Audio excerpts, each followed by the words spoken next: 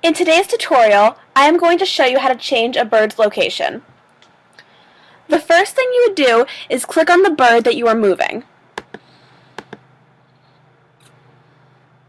For instance, this bird was the one that we just received a call about. So you would click on Basic, click Edit, and change its first name from Call to Hospital. And then, because this bird is being intaked, you would add observations about the bird in the notes.